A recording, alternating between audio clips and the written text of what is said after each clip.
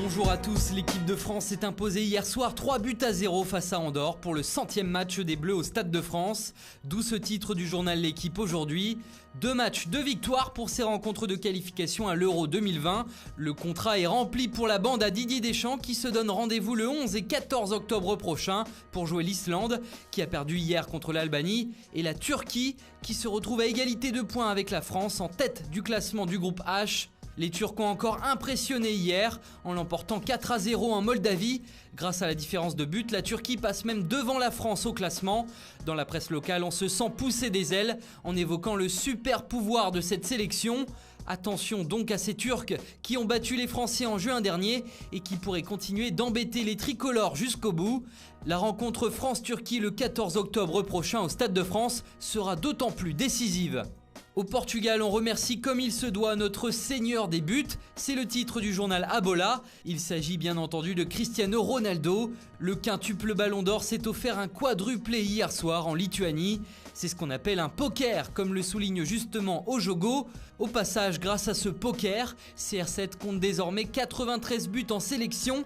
Il n'est plus qu'à 16 buts du record de l'Iranien Ali Daei, le meilleur buteur de l'histoire des sélections nationales. Il dépasse en tout cas Robbie Keane dans le nombre de buts lors des qualifications à l'Euro, 25 contre 23. Et enfin dans le quotidien Record, c'est CR702, puisque Cristiano dépasse également la barre des 700 buts en carrière grâce à ce poker. Une soirée décidément très historique pour lui. En Angleterre, après la victoire des Three Lions 5-3 face au Kosovo, la presse anglaise salue volontiers l'attaque qu'elle juge de classe mondiale.